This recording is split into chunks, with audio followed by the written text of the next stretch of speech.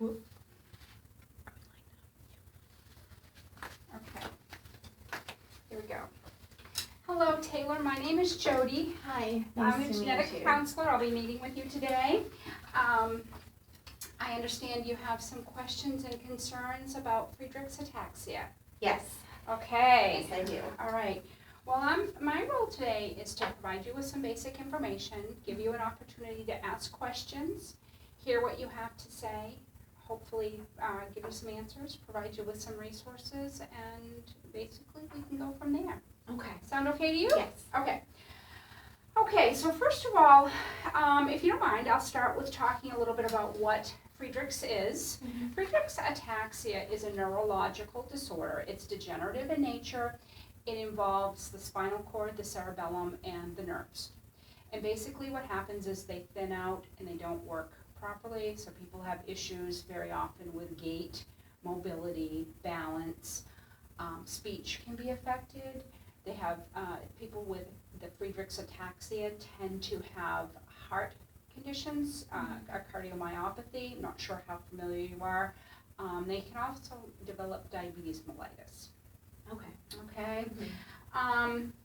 Typically, this condition hits people between the ages of 5 and 15, but that is not set in stone. It's like anything in the body. The typical age is between 5 and 15, but that doesn't mean it can't strike at a later age or earlier. That's just kind of the average. The disease itself is what we call autosomal recessive. In other words, go ahead.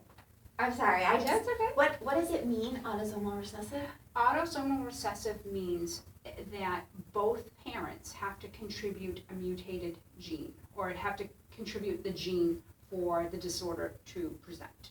Okay. Okay, so that means mom and dad both have to contribute the gene for it to be passed on to their offspring. Okay. Okay. What happens with Friedreich's is you have all these genes that code and they do different things. So in this case, you have what we call an FXN gene that codes for a protein that's called frataxin. This frataxin gives the message to your body to move and have balance and all that things. Makes sense. Okay. Well, what happens in Friedreich's ataxia is that this nucleotide, the GAA, can you see that there? Yes. I realize it's a little small.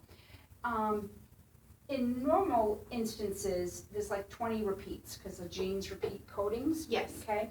Well, in Friedreich ataxia, it's 500 repeats. As an example, so you can see that instead of repeating minimally, it kind of goes into overdrive. Yeah. It repeats 500. That's exactly. a lot. So what happens is because of these excessive repeats, this frataxin doesn't code properly. Okay. And then you have, again, not to complicate it, but every organelle, every cell has mitochondria, which produces energy for cell activity. Okay. Well, because this protein is affected, it also affects the mitochondria's ability to produce energy. Okay. So it becomes this big cycle of events. Okay. Any questions thus far? No, I'm just trying all the genes. It's confusing. It is indeed, and it is a lot. So Yeah. please stop me if you have questions. Okay. This condition strikes between 1 in 40 to 1 in 50,000 people. Most commonly Europeans. People in North Africa do get it. In South Asia, meaning the Indian subcontinent, also have this disease. 1 in 100 people are carriers. Okay, and by carrier state, I mean you have the mutated gene, but you don't have expression of the disease. So you may not be affected in that you have all these symptoms, but you have the defective gene. Okay. Okay, and I don't mean defective in a bad way, for lack of a mutated gene, altered gene. Friedreich's is assessed in a number of different ways. Ultimately, the diagnosis is based on molecular genetic testing. That's the end of the road. That's how it's So confirmed. just testing my genes? That testing your genes is what determines, do you have this, do you not? Okay. There are other testing that happens to assess, and for example, if somebody comes in with symptoms of what we think might be Friedreich's ataxia, we do other testing to kind of rule out, but the ultimate definitive diagnostic is the genetic test. Okay. Some tests that you might see done are echocardiograms on the heart, blood glucose testing, electrocardiograms, nerve conduction studies, MRI of the spine, things like that. But the definitive is always the genetic, because that's the piece that confirms the diagnosis. Any questions at this point? The genetic test, is that like a big procedure? How? No, that's a good question. The genetic testing is actually pretty simple. You would come in and we would do some blood work, do a simple blood draw, and send it off and have it analyzed. Oh, so it's not like a surgery or anything? No, okay. Nope. All right. Pretty simple that way. And the results actually, they come in relatively timely. We understand that people have major decisions to make and things like that, so they try to be cognizant of that and not make you wait forever for the results. Treatments of Friedreich's. If you have a family member, you're here because I'm assuming you have some family history. Okay. If you have a family member, you may or may not be familiar with some of these things, but treatment, there is no cure. So treatment is symptom-based. They do a lot, the medical community does a lot with providing orthopedic devices. There are some surgical interventions because sometimes people can develop scoliosis, and there are some things that they can do. There's cardiac medication. We obviously treat the diabetes piece, physical therapy, speech therapy, those things to promote and prolong a person's abilities so that they can live their best life as long as possible. Yeah. Okay. So I'll talk a little bit about, we've talked about how it's transmitted. It's autosomal recessive, and you asked an excellent question, what is that? And I think we addressed that. Basically, how this works, and I'll bring this up for you, this image right here, and I've also drawn it out for you. Where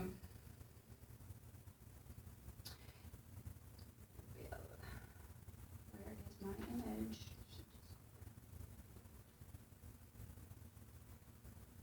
Okay, here we go. So here you have mom and dad. If both are unaffected carriers, there's a 50% chance that their offspring will also be an unaffected carrier. Okay. Then you have a 25% chance that the person will be unaffected and not have the gene. And then of course there's a 25% chance that the pregnancy will result in a child who is affected. Now, if I am the 50% unaffected carrier, does that mean that now it's just a 50% chance that my siblings are either going to be an affected carrier or not a carrier? If both parents are carriers, each pregnancy has a 50% chance. So it's each pregnancy. Each pregnancy, yes. Okay. Yep, excellent question. And the numbers can get confusing. But yes, each pregnancy presents these risks. And I like this because it kind of shows you the visual. Yes. I said there's no cure. However, the treatments are geared towards symptom management and promoting best quality of life. There are some wonderful resources out there. There's some antioxidant therapy. There are clinical trials that go on all the time. There are drug treatments. They're also looking at protein delivery systems to increase this frataxin that's been damaged. What I have is, I've got a wonderful brochure on the Friedreich's Ataxia Resource Alliance. They have an excellent website, and they have an excellent set of resources for you to look at. Contact them, participate in clinical trials. It's fabulous. So I'll leave that with you. Thank you. Okay. Also, here are other resources that you can look at your leisure. I understand I'm giving you a lot. That's why I printed it, because I figured you could take it home and you could look at it and process. Thank you. Any questions thus far? Okay. It's just a lot of information. It is. And you know, I understand that this can't be easy. You've had family members who have this condition. You've seen it firsthand. That has to be difficult, and you're here, and that's a first step that also must be difficult for you. Do you have family support? I do. Okay. I do. They're very supportive, and Okay. we all lean on each other to Okay. get through this. Perfect. We do offer resources here as well, additional genetic counseling, psychotherapy. Obviously, there's a lot of anxiety, a lot of, a lot of life change, a lot of depression, a lot of loss of mobility. I mean, that's a huge thing to take on. Yeah. So we do offer counseling services. We refer people to agencies and things. We recognize that there's loss, whether you're a family member who has Friedreich's ataxia or you have the affliction yourself. You have loss of independence, loss of freedom, loss of the ability to communicate, loss of movement.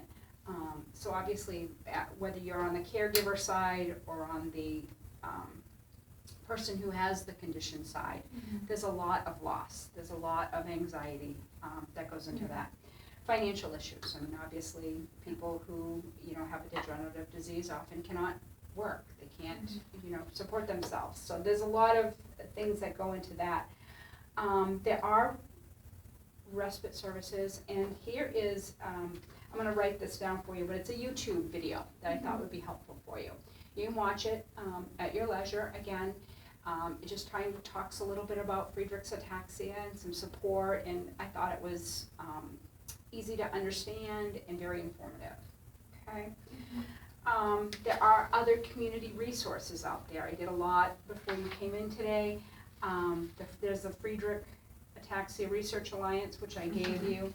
The National Ataxia Foundation and the Muscular Dystrophy Association does a lot too, and I've included their websites for you.